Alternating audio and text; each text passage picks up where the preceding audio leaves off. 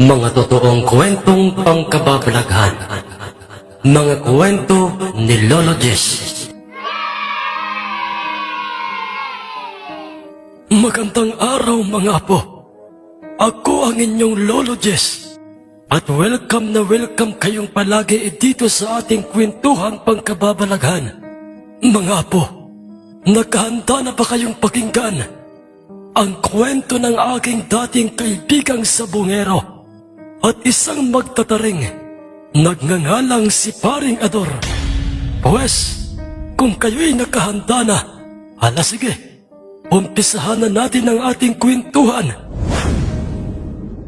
Sa lahat ng aking mga naging kaibigan noong kabataan o kalakasan ko pa, ay namumukod tangi itong aking kaibigang si Paring Ador. Dahil sa siya'y isang PWD, isa siyang pingot at may problema pa sa paningin ng kanyang kaliwang mata na siyang ginagamit niya upang sipating mabuti o asintahin ang taring ikinakarga niya sa isang manok panabong na ipinagkatiwala sa kanya ng may-ari ng panabong na yon. Kapag walang pasok noong bata pa itong si Paring Ador, ay palaging kasakasama at katutulong siya ng kanyang ama na isa ring magtatari sa kanilang bundok. Masaya si Paring Ador na palagi siyang isinasama ng kanyang ama saan man ito pumupunta upang magtrabaho. Pag hindi sa bundok, ay sa dagat, dahil ang katotohanan ay tampulan siya ng tukso o biktima siya ng pambubuli ng kanyang mga kaklase sa school dahil sa kanyang panlabas na itsura, at iyon ang naging dahilan upang panghinaan na ng loob itong si Paring Ador hanggang sa siya'y magpasya nang huminto na lang sa pag-aaral, at mas naisin na lang niya ang tumulong sa kanyang ama sa lahat ng mga gawain nito. Bilang isang ama o magulang ni Paring Ador, ay mahigpit siyang tinututulan at pinagpapayuhan ng kanyang ama't ina na wag papadaig sa anumang mga pagsubok o panunokso ng ibang mga tao. Sa halip ay magpursige siyang makapag-aral upang kahit papaano'y may matutuhan siya sa kanyang buhay. Bagay na yun naman talaga ang katotohanan. Walang matinong magulang mga apo ang hindi nagnanais ng mabuti para sa kanyang anak. Nag-iisa lamang o sulong anak lamang itong si Paring Ador, at sila'y naninirahan noon ng simple sa aming baryo na sakop ng probinsya ng Sorsogon. Ganoon pa may, sa kabila ng kapansanang meron itong si Paring Ador, ay labis-labis naman ang pasasalamat ng kanyang mga magulang sa kanya dahil sa sila'y biniyayaan ng isang mabuti at mapagmahal na anak. Oo mga apo, totoo ang mga narinig niyo, dahil itong si Paring Ador ay may likas na angking kabutihang loob, marunong rumispeto sa kapwa, kaidaran man niya o hindi, kakilala man o mga dayuhang nakakasalamuhan niya sa murang edad niya, ay saksi ang kanyang mga mata sa kung gaano kapursigidong kumita ng pera ang kanyang amang magtatari, kaya't hindi niya alintana ang puyat at lamig sa karagatan sa tuwing kasama niya sa laot ang kanyang ama upang sila'y mangisda. Hindi niya pinapansin ang magbuhat ng mga kahoy, magkopra, kung sa ganoong paraan lang ay kahit papaano'y mabawas-bawasan ang trabahong nakaakibat sa kanyang ama sa anumang gawain ito sa bundok. Kuwan anak Ador, wala ka na ba talagang planong magpatuloy sa pag-aaral anak? Ang tanong sa kanya ng kanyang butihing ama, kung saan ay makikita silang dalawang kasalukuyang nagtitingkal ng lukad na nasa bao at magkatabi sila sa loob ng lukarang pag-aari ng aming kabaryo. Hindi na po ite, wala na po ako plano mag-aral. Hay anak, alam mo kung ako lamang ang tatanungin, gustong gusto ko at ng iyong ina ang ipagpatuloy mo ang naudlot mong pag-aaral. Dahil anak, lubhang napakahalaga sa isang tao ang may alam sa mga bagay-bagay. At hindi mo yun malalaman kung hindi ka matututo. Na katulad namin ng iyong ina, kung hindi ka mag-aaral, kahit man lang sana sa high school anak, ay makapagtapos ka Anak, makinig ka. Napaka-importante ng edukasyon para sa isang tao. Pag mayroon kang pinag-aralan, ay hindi ka mamaliitin at pagtatawanan ng ibang tao kahit pa'y ano man ang makita nilang kapintasan sa iyo. Sa kabila ng mga makatotohanang mga sinabing iyon ng kanyang ama sa kanya, ay nanindigan pa rin itong si Paring Ador na hindi na magpapatuloy pa sa pag-aaral. Ayos lamang po ang ganito. Ganito lang po ako. Pagtawanan ba nila ako at least nakakatulong pa ako sa inyo? Sa ating pamilya. Sagot niya sa kanyang ama, "Hay, anak, sige. Kung iyon na talaga ang pasya mo, ay wala na kaming magagawa pa ng iyong ina." Ang hindi alam noon ng mga magulang ni Paring Ador na merong malalim o matibay na rason itong si Paring Ador sa kung papaano siya irerespeto ng ibang tao na kahit pa hindi siya nakapag-aral, iyon ay ang magkaroon ng maraming pera o maging mayaman. Ngunit hindi niya alam kung papaano siya magiging mayaman sa paglipas pa ng maraming taon, mga apo. Hanggang sa itong si Paring Ador ay maging ganap na ngang binata bukod sa paghahanap buhay sa bundok at pangingisda ay naging bisyo o lipangan na rin ni Paring Ador o mag-alaga ng mga sasabungin ng kanyang amang magtatari. Palagi rin siyang kasakasama ng kanyang ama saan mang lugar na merong salpukang magaganap. Naging agaw pansin siya sa maraming mga taong nasa sabungan, nasa paligid ng sabungan na nakakakita sa kanya. Ang iba sa mga ito'y nakikita niyang nagpapailing-iling at natatawa ang mga ito sa tuwing nailalandas ng mga ito ang kanilang paningin kay Paring Ador. Napapayuko na lamang noon at napapaluha sa sobrang kahiyan si Paring Ador. Ngunit sinong makapagsasabing totoo ngang bilog ang mundo na pagminsan ay ang mga taong hindi mo inaasahang magkakamal ng maraming salapi o maging mayaman at anyag ay sila pa itong magtatagumpay sa buhay dahil pauwi na noon galing sa kanilang dinaluhang sabungan ang kanyang amang magtatari at si Paring Ador nang sa hindi inaasahay isang pangyayari sa gilid ng daan ng bundok. Ang hindi kapanipaniwalang mangyayari ang siyang magpapabago sa buhay ng pamilya ni Paring Ador. Dahil nakapagtatagang bigla-bigla ay bubuhos na lang ang malakas na ulan at agad-agad rin itong hihinto. Ganoon din ang pagbayo ng hangin, lalakas bigla at mawawalang kusa ang malakas na ulan at hampas ng hangin. Araw noon ng Biyernes kung saan ay usap-usapan sa aming baryo na araw yon ng mga di nakikitang mga nilalang. Parehong napakamot ng kanilang mga ulo ang mag-ama. Hindi sila makapagsalita dahil sa mga kakaibang mga pangyayaring hindi kapanipaniwala kung ito'y ikikwento mo sa ibang tao. Pero yun ay totoong naranasan nilang mag-ama. Mas lalo pa silang dalawang nahintakutan at kamuntik-muntikan na nga silang mapatakbo nang wala sa oras dahil bigla na lamang tumilim ang paligid at gumuhit ang matalim na kidlat at pinuntirya noon ang lugar kung saan merong mga malalagong kawayanang nasa gilid ng daan at ito'y napakalapit lang sa kanila. "Dapa, anak, dapa, dalian mo. Pagkatamaan tayo ng kidlat." Winasak ng malakas na hagupit ng kidlat ang malagong puno ng kawayan at halos matus na ang punong kawayan. Pagkatapos nooy, muling lumiwanag ang paligid at paunti-unti nang nanunumbalik ang kanina lang ay magandang panahon. Hindi ano pang klaseng milagro ito. Ngayon lamang ito nangyari sa aming buhay. Ano kayang gustong ipahiwatig nito? Ang sabi ng kanyang ama. Inaya kaagad ni Paring Ador ang kanyang ama na magmadali na silang iwan na ang lugar na yon. Ngunit bigla na lamang bumagsak sa gitna ng daang kanila sanang lalakaran ang isang mataas na kawayang tinamaan ng kidlat. Lumagapak ito sa lupa at do'y nahati ito sa dalawang parte at merong bilog na bagay na kasing laki lamang ng Jolens ang nakita nilang mag-ama na iniluwa ng nahating kawayan. Kulay itim at kulay puti ang nasabing bilog na bagay na yon. Ngunit nang ito'y hinawakan o dinampot ng kanyang amay, mainit ang bagay na ito at makinis na parang isang hasaan. Pero papaano ito nakapasok sa loob ng isang mataas na kawayan?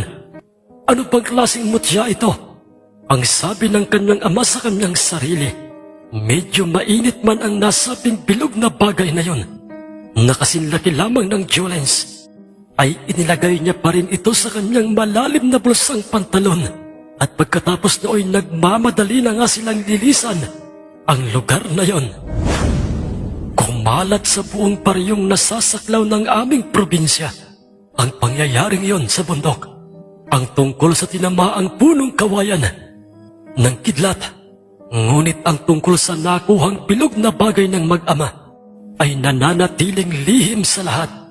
Nang unay, inakala ng mag-amang paring Ador na swerte sa kanilang buhay ang mutyang bilog na bagay na yon. Ngunit tumaan sila sa matinding pagsubok dahil nagkasakit ang kanyang ina na siyang naging dahilan ng kanilang alalahanin. Nagpapabalik-balik ito sa hospital na nang maglaoy, siya ring ikinasawi nito.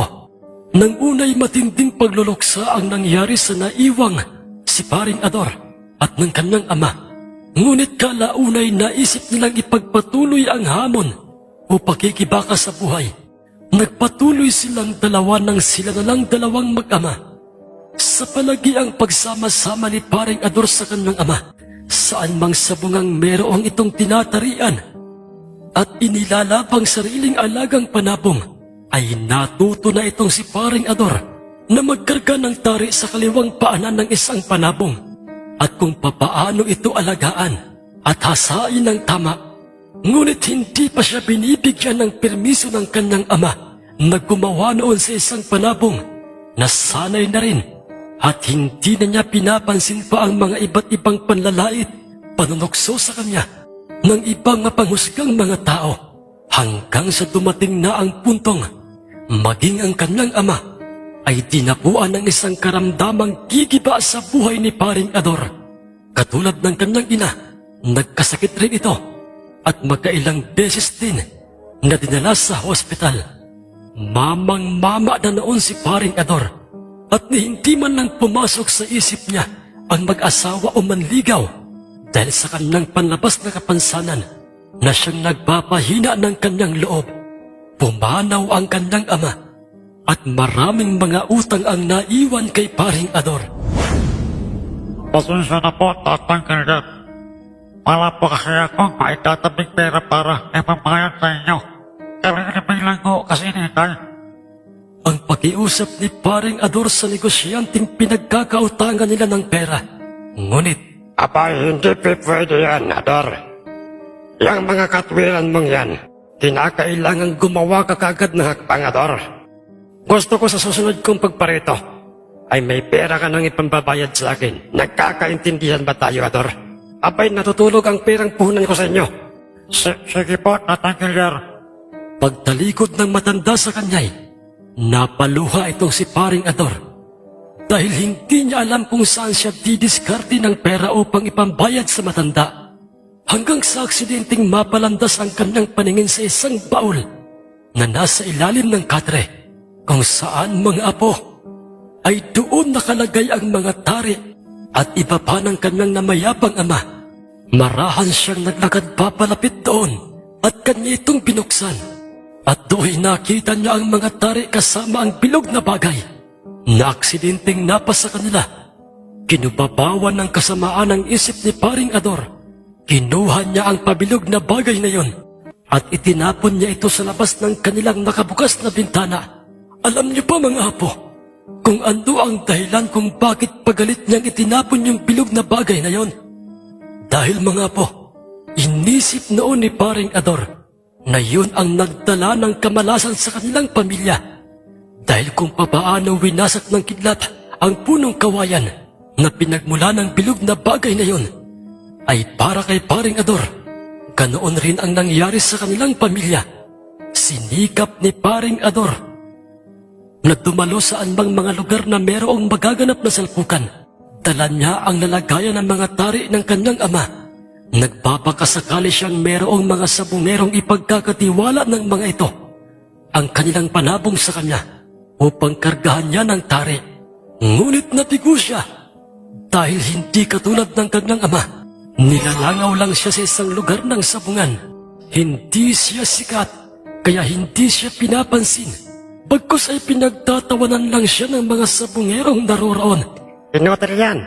Paano tayo magtitiwala sa kanya? Ikong yung kanyang itsura nga'y disgrasyado na parang tinamaan ng tare.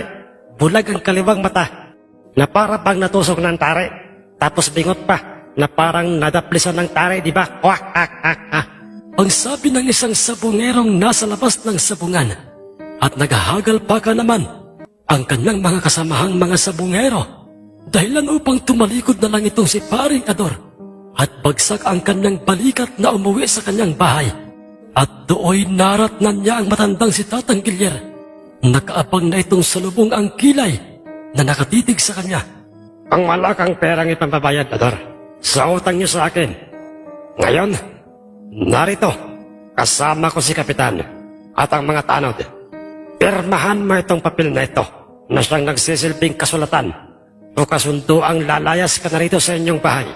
Dahil sa ang bahay niyo, ang inyong lupa, ang siyang magiging kabayaran ng utang ng mga magulang mo sa akin. Tumutol doon si Paring Ador sa gustong mangyari ni Tatang Gilyer dahil higit na mas mahal ang kanilang bahay o ang kanilang lupa kung ito'y ikukumpara sa kantidad ng perang inutang ng kanyang mga magulang sa kanya. Higit sa lahat, ang mga masasayang naiwan o mga alaala ng kanyang mga magulang doon ay hindi na niya muli pang maaalala. Ngunit wala na siyang magagawa pa dahil wala naman siyang perang ipambabayad sa kanya o sa matandang si Tatang Gilyer.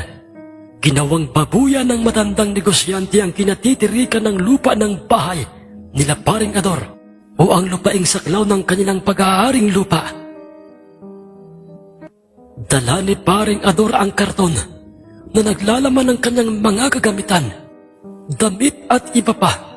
At napapaluha siyang naglakad patungong bundok dahil doon sa kuprahan na pag-aari ng kanilang kabaryo ay doon siya maninirahan. Ngunit mga apo, nakasalubong ko siya sa daan, sa mismong daan ng bundok. Pauwi na kasi ako noon galing sa pagpastol ng aming kalabaw. Sa awa ko noon sa aking kaibigang si Paring Ador ay walang pagdadalawang isip ko siyang inayang sa aming bahay na lang manirahan. Todo tanggi pa ito sa akin nung una, kesyo nakakahiya raw sa amin. Pero pinilit ko at pinangako ang ituturing naming kadugo, si Paring Ador, hanggang sa siya'y makumbinsi ko na sumama sa aming bahay. Itinuring namin siyang pamilya mga apo. Kung ano ang pagkain namin noon ay siya ring pagkain niya. Hanggang sa magkataong naisip kong tumalo ng sabong sa isang liblib na baryo o sityo kung saan ay usap-usapang dadagsa inyon ng mga mamumusta, mga sabungero, higit sa lahat ay mga patikan at mga tanyag na mga magtatari. Ano pare? Natalo ka sa sabungan ng sitangan? Oo, Paring Ador. At siguro'y napapanahon na upang ihanap ko ng makakapareha sa laban itong himas kong bangkas na panabong kong ito. Tingnan mo, pare, kondisyon na kondisyon yan, di ba? Ang sabi ko noon kay Paring Ador, habang ibinibida ko sa kanya ang hawak kong bangkas na panabong. Sino pare ang magkakarga ng tara sa kanya? Magandang tanong yan, Paring Ador. Di sino pa? Sino pa nga ba? Kundi ang aking kaibigan at itinuturing ko ng kapatid at kumparing si Paring Ador. Napanaag ko noon ang mga halo-halong emosyong, gulat, saya at takot sa kanyang hitsura. Ngunit tumanggi siya sa gusto kong mangyaring yun dahil sa ayon sa kanya'y natatakot siyang baka matalo lang ang aking panabong na kanyang pagkakargahan ng tari. Ano ka ba, paring Ador? Huwag kang mag-isip ng kung ano-anong mga negatibong mga pangyayari. Mananalo ang aking pangkas bukas. Dahil anak ng isang bantog na magtatari at may prinsipyo ang magkakarga ng tari sa aking panabong. Hindi ba, paring Ador? Ang sabi ko noon sa kanya upang kahit papaano'y lumakas ang kanyang loob. At yun naman ay nagkabisa sa kanya. Pumayag na nga siya sa gusto kong mangyari. Sige, paring Des. Ihanda mo na, paring Ador. Ang taring gagamitin mo sa aking bangkas. Ayos ba? Kinagabihan, inihanda ni paring Ador ang taring ilalagay niya sa aking panabong. Pagkabukas niya na nalagayan ng mga tari upang pumili ng isa doon na siyang kanyang hahasain o babairin, ay biglang kinilabutan itong si paring Ador sa kanyang nakitang bilog na bagay na parang Jolens sa loob ng kanyang lalagayan ng mga tari. Nagtaka siya dahil alam niya sa kanyang sariling itinapo na nga niya ito. Ngunit nang mahawakan niya ito'y do'y nasalat ng kanyang daliring parabang pwede yung gamiting pampaid o panghasa sa kanyang tari o hasaan ng tari. Marahan nang inihasa doon ang taring napili niya. Panayad lamang at paulit-ulit niyang inihasa doon ang kanyang tari at pagkatapos ay kanyang diniinan ang talim ng tari. Nagtaka si paring Ador sa kung papaanong tumalas ng ganoon ang taring yon. Nang sa hindi inaasahay do'y pumasok sa isip ng baka nga ito'y isang mutya. Isang uri ng batong mutya na hindi kaagad-agad nagkakaroon ng bisa sa sinumang nagmamay-ari nito. Sa halip ay kinakailangan pa itong tumagal sa pag-iingat na nag-aalaga sa kanya. Kinaumagahan, labanan ng aking bangka sa isang sitio o liblib na baryo kung saan ay ang panabong ni David na isang kasilhin o purong itim na panabong ang makakabangga ng aking bangkas. At yun ay isa ng fighter na panabong kung baga sa isang tao, mga apo. Fighter itong parang si Pacquiao. Pansin ko ang pangangatal at tindi ng konsentrasyon ni paring Ador habang ikinakarga na nga niya ang tari sa paanan ng aking bangkas. Dahil hindi pipitsuging magtatari ang nakikita naming nagkakarga ng tari sa panabong ni David, kundi isang tanyag na magtatari at nagngangalang si Gaspar. Mas lalo pang ang ninervyos itong si paring Ador dahil naririnig na niya ang mga pag-uusap at tawanan ng mga tao sa paligid ng sabungan at siya ang pinag-uusapan ng mga ito. Maaga nilang hinusgahan ang pagkatao at pagiging baguhang magtatari ng aking kaibigan. Ilang sandali pa nakita kong inasinta ng bulag at lumuluhang mata ng aking kaibigan ang taring ikinarga niya sa aking pangkas. Bagamat bulag ang kanyang kaliwang matay, pero iwan ko kung bakit yun ang ginagamit niyang pag-asinta sa kanyang tari. Paring Ador, huwag mo silang pansinin. Mga papansin lamang ang mga yan. Ang sabi ko noon sa kanya, pinagharap na nga kami ng sentensyador ng sabungan sa gitnang bahagi ng sabungan. Ako at si David, at pagkatapos na parehong kumanti ng pagtuka sa isa't isa, ang dalawang mga panabong o ang aming mga panabong ay magkasabay na nga naming binitawan ang mga ito sa mismong sahig ng sabungan. Hindi ko alam sa aking sarili noon, mga apo, sa kung bakit ni katiting. Natakot o kaba ay wala akong maramdaman sa aking sarili. Taliwas yun noong mga nakaraang mga naging laban ng aking mga panabong. Tumalong bigla sa ere ang kasilihing panabong ni David. Tumingala naman kagad ang aking bangkas sa kanya at sinundan niya ito sa ere. Sa maniwala man kayo mga apo hindi, ay katulad ko at ni paring Ador at ng mga sabungero ay hindi makapaniwala ang mga sabungero sa pingot na magtataring si paring Ador. Sa kung papaano sa isang palo lamang ng aking bangkas na kinargahan ng tari ng aking kaibigan ay nagawaan ng pabagsakin ang kasilihing panabong ni David dahil tinusok ng kanyang matalas na tari ang parting suso ng kasilihin na siyang kamamatyan ng isang panabong. Pagpagsak nito sa sahig ng sabungay ay hindi na nga nito alam pa kung saan ito susuot hanggang sa ito'y matudas na lang.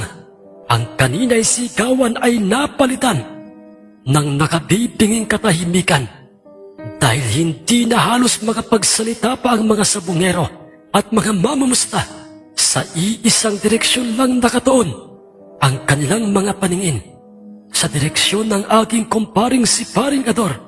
Hindi makapaniwala ang mga sabungero sa bingot na magtataring.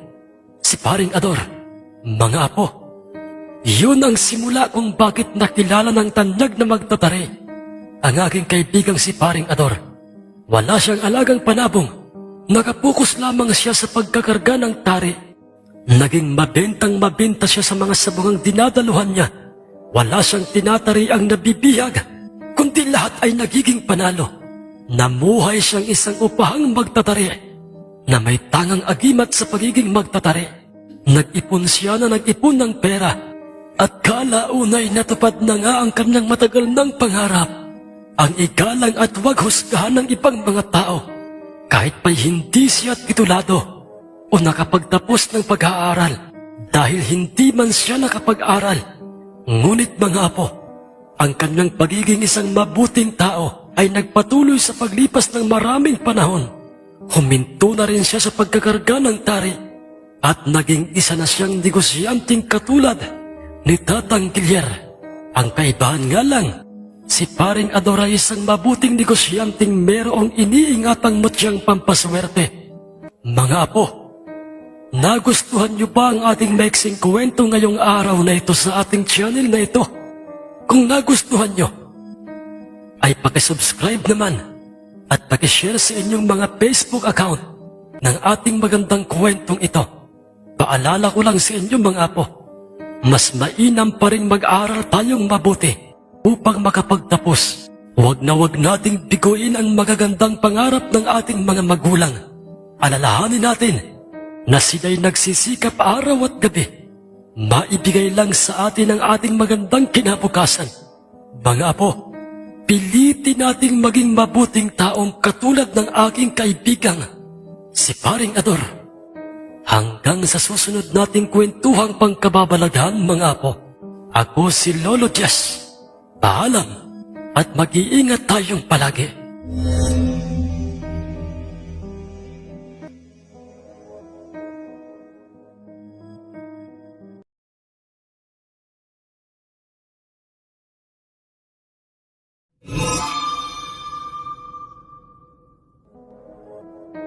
Mga kwentong misteryo ni Lolo Ikoy.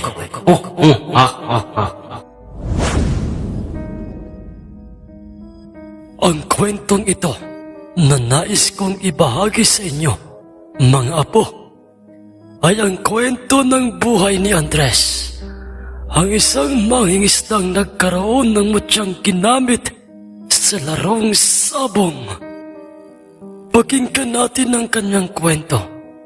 Madilim ang gabi at merong maitim at makakapal na mga ulap dahil merong nagbabadyang malakas na unos sa baryong Puting Bato. Tinawag itong Baryo Puting Bato dahil sa ang baryong ito ay merong malaking puting batong makikita sa mismong tabing dagat. Masipag o masasabing isang huwarang ama itong si Andres. Lahat ay ginagawa niya, mabuhay lamang at mabigyan ng magandang kinabukasan ang kanyang 5 mga anak. Noong mga panahon ngayon, ay hindi nakaligtas ang kanilang bayan o ang kanilang probensya sa larong sabong na siyang kinagigiliwan ng mga ama ng tahanang katulad ni Andres. At bawat baryo na sakop ng kanilang probinsya ay merong mga sabongerong gumagamit ng mga pampaswerte. Mga pampaswerte sa sabong, agimat kung tawagin, na kadalas ay pinagkakaloob ng inang kalikasan o mga mutyang nakukuha sa bundok. Ngunit isa sa pinalad itong si Andres na mabiyayaan ng mutyang galing sa karagatan. Ang namutyaan ng kabibi. Mga apo, nakahanda na ba kayong makinig sa ating magandang kwento ngayong araw na ito? At kung papaano niya ito nakuha o napat sa kanya, pakinggan niyo ang aking kwentong ito. Nagpilit itong si Andres na pumalaot na kahit pa'y masama na ang sinyalis ng kalangitan o ng panahon ng gabing yon, dahil sa gusto niyang ilatag sa karagatan ang kanyang sariling pag-aaring lambat na siyang palagi niyang ginagamit sa pagpapalaot, pinigilan pa siya ng kanyang asawa at mga anak na wag nang ituloy ang pagpunta sa laot. Ngunit, pasensya ka na, asawa ko. Mga anak, kailangan kong pumalaot upang makaipon tayo kaagad ng perang ipambabayad kay Mr. Aragon. Nakakahiya na kasi sa kanya dahil makailang beses nang nagpabalik-balik dito ang kanyang mga tauhan upang maningil. Si Mr. Aragon ang pinakang mayaman sa kanilang baryo. Lahat ng mga taong nagigipit ay sa kanya lumalapit upang humingi ng tulong sa paraang manghiram ng pera. Ngunit tuso si Mr. Aragon dahil malaki ang patong ng interes sa bawat perang ipinapautang niya, at sa kanya nagkautang ang pamilya ni Andres dahil nagkataon noong merong malubhang karamdaman ang isa sa kanyang mga anak at ito'y kailangang madala o makumpay sa isang pampribadong hospital. At itong si Mr. Aragon ay isa ring mandarayang sabungero. Gumagamit ito ng mga iba't ibang mga mamahaling panturok para sa kanyang dadalhing panabong saan mang sabungan upang masiguro niya ang pagkapanalo ng kanyang mga panabong, dahil ang bawat panabong niya ay nagkakaroon ng ibayong lakas at kakaibang bilis dahil sa nasabing mga mamahaling turok na yon. Sa karagatan ay makikitang palutang-lutang na ang bangkang disagwang pag-aari ni Andres, kung saan ay tanging ang liwanag lang ng kanyang Petromax ang kanyang nagsisilbing liwanag sa madilim na karagatan. Marahan niyang inihahagis ang kanyang lambat o inihuhulog sa dagat, habang marahan niyang isinasagwan ang kanyang bangka, at nang matapos niya itong mailatag, ay nagsindi siya ng tabako upang libangin ang kanyang sarili. Diyos ko, tulungan niyo po ako. Nawa po'y marami akong maging huli ngayong gabing ito upang maipangdagdag ko po sa perang may pambabayad namin kay Mr. Aragon. Ang sabi ni Andres sa kanyang sarili, nang sa hindi niya inaasahay, paisa-isa na ngang pumapatak ang ulan.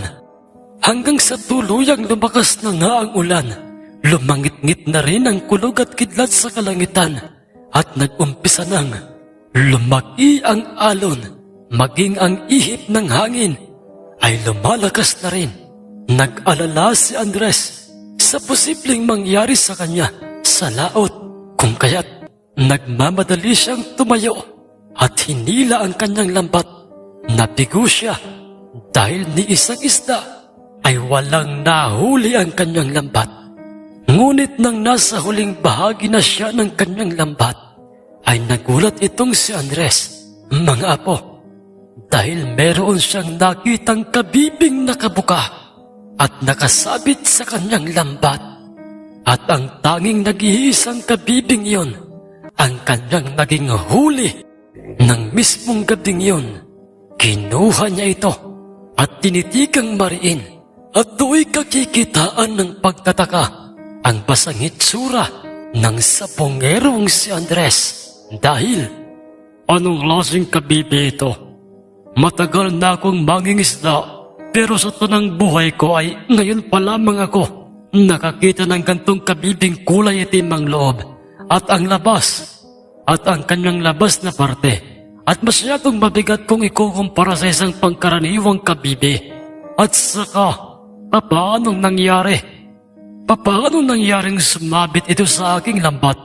Nagtataka man si Andres Ngunit dala ng pag-alburuto ng panahon ay nagpasya na itong si Andres na ilagay niya lamang sa loob ng kanyang dalang maliit na timba ang nasabing kabibing yon.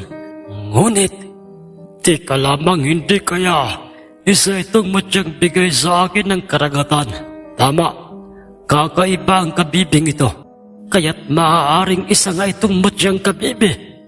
Di bale, wala namang mawawala kung paniwalain ko ang aking sariling isa nga itong mutya ng karagatan.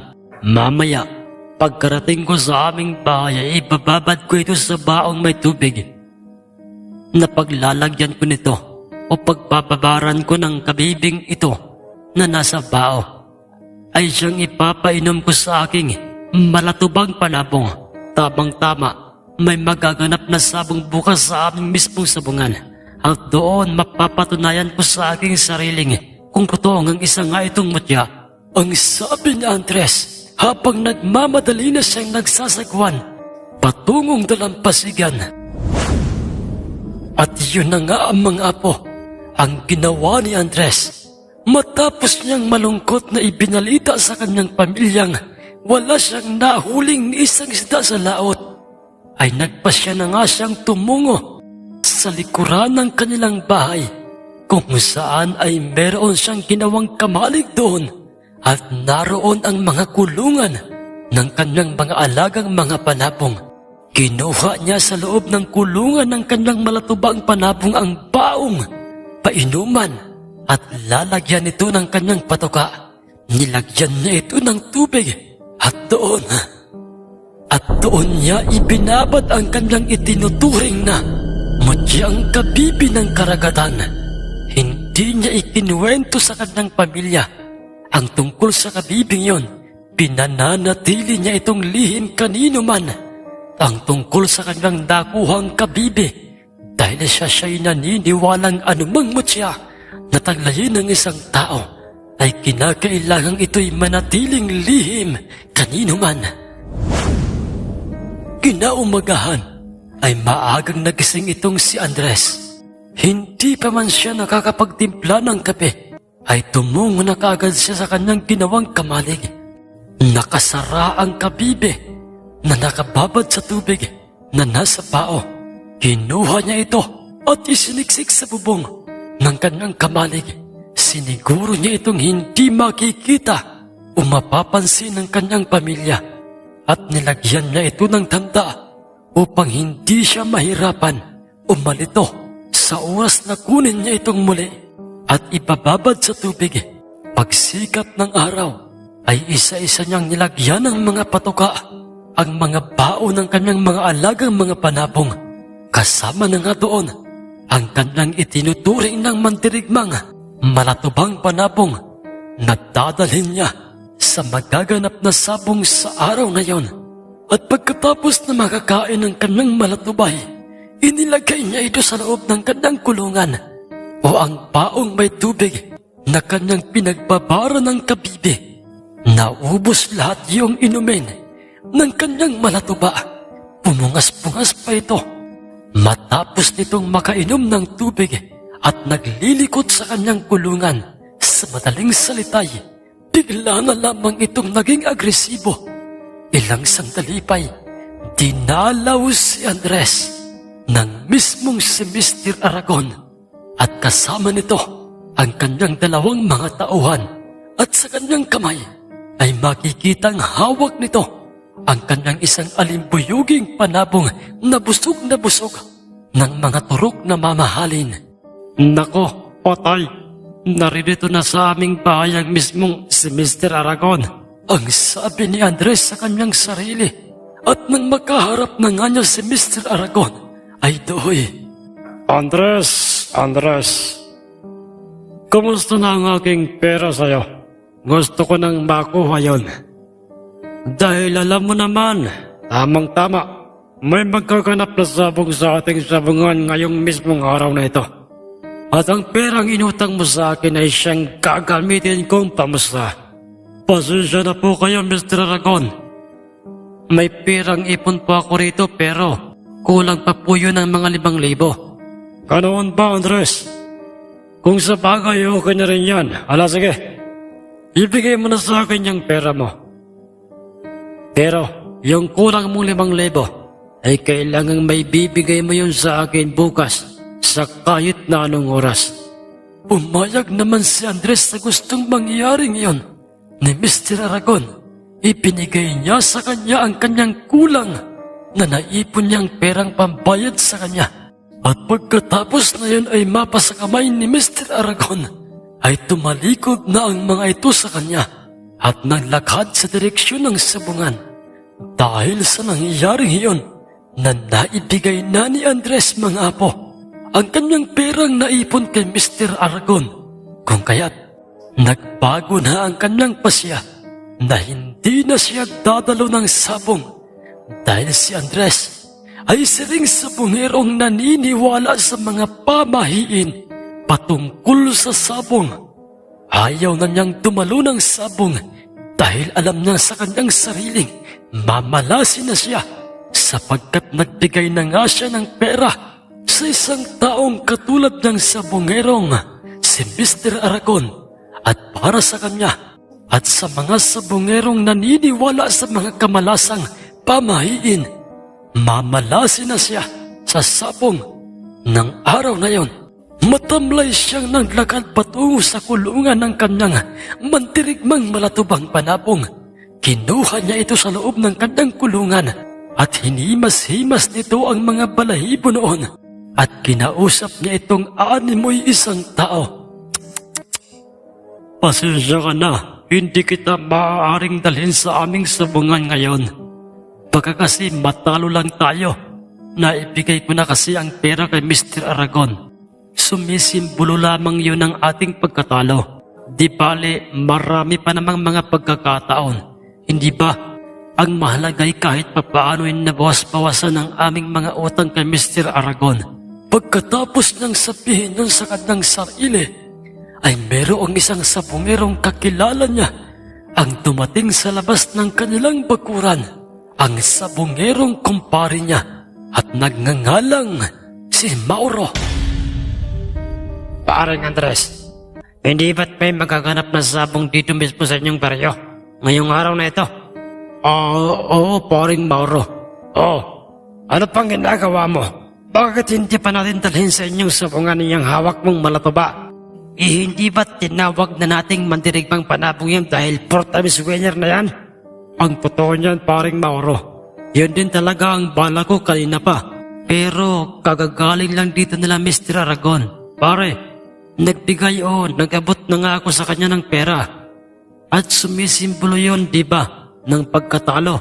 Lalo pat isa rin siyang sikat na sabongero, si Mr. Aragon.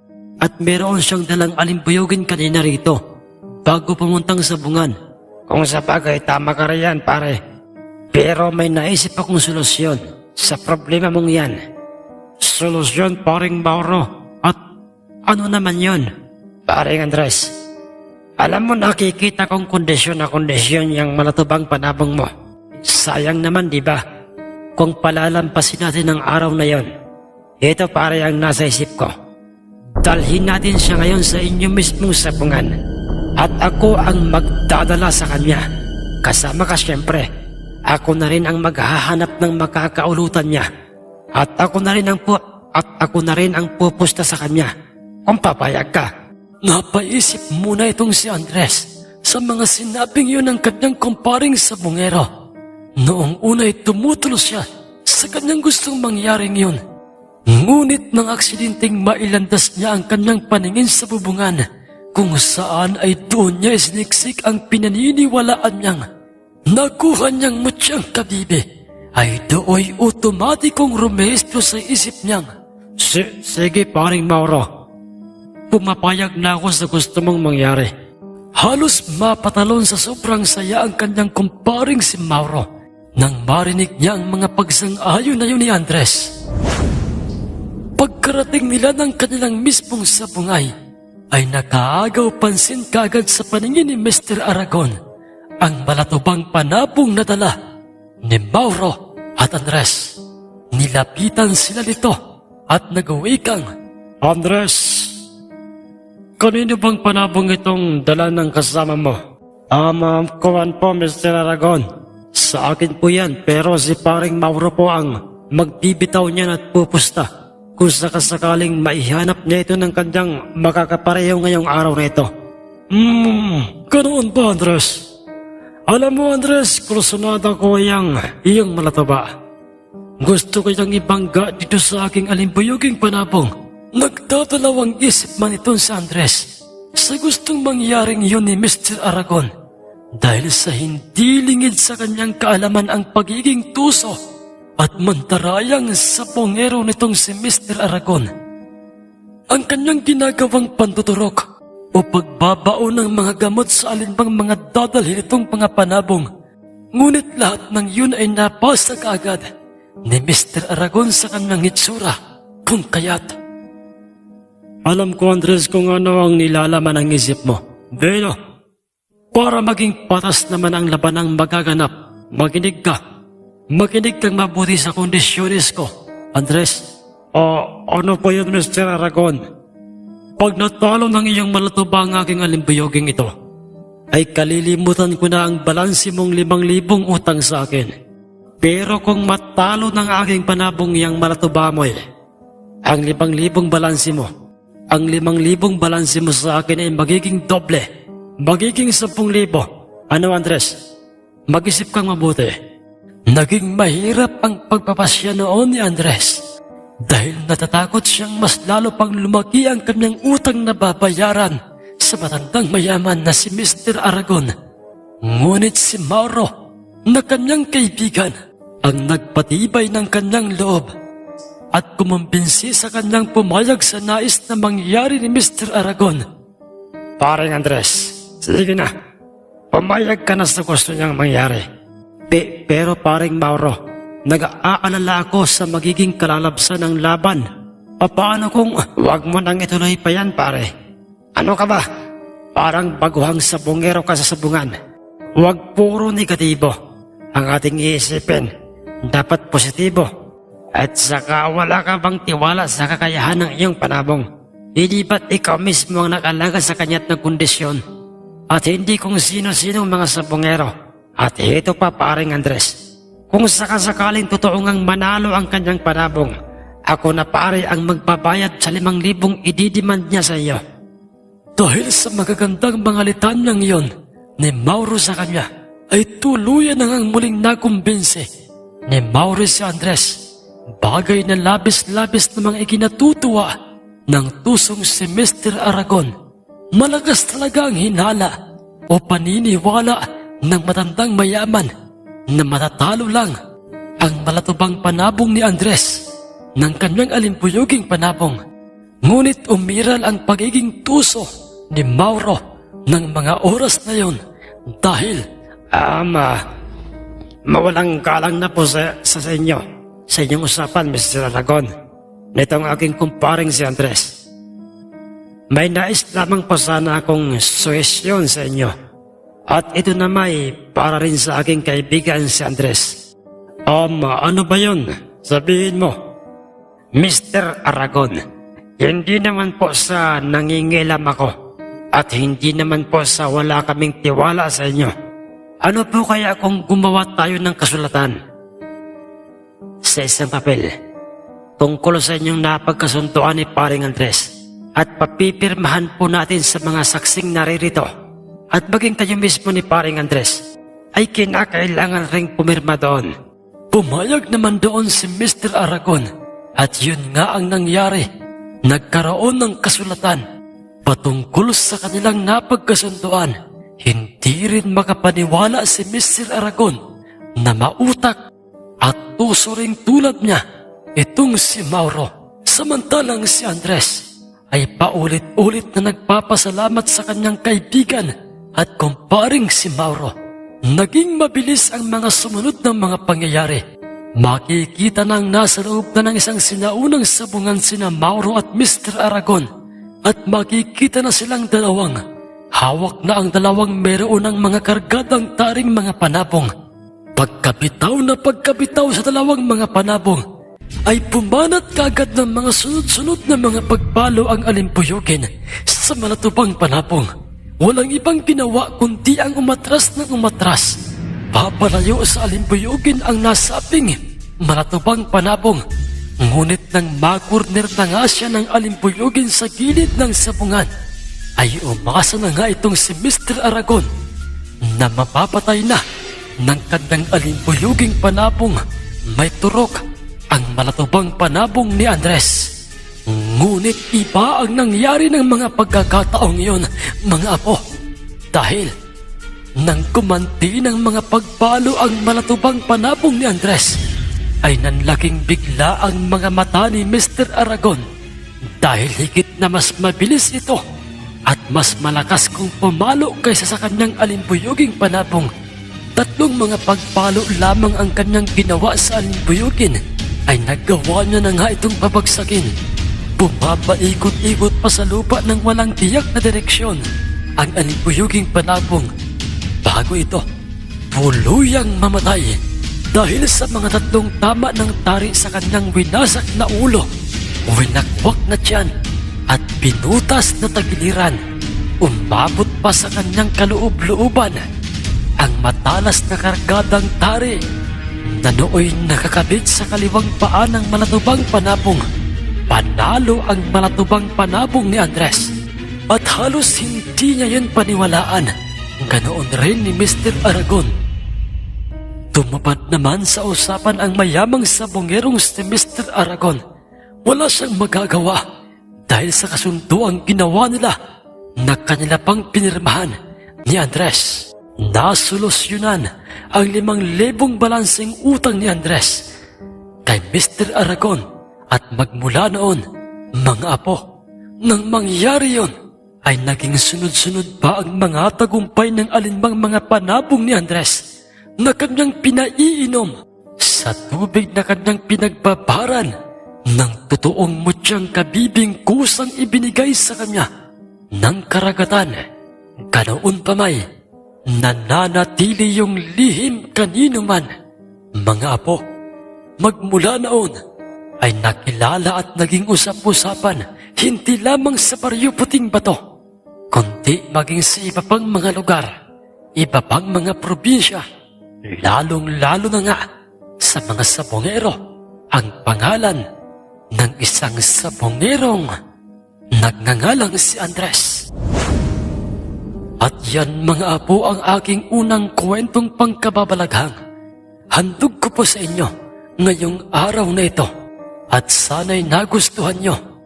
Sa ngalan na Sir Jess na ating narrator at siyang original na may-ari ng channel na ito, ako si Lolo Ikoy at maraming salamat sa inyong ginawang pakikinig sa ating maiksing kwentong ito. Paalam hanggang sa susunod nating kwentuhan.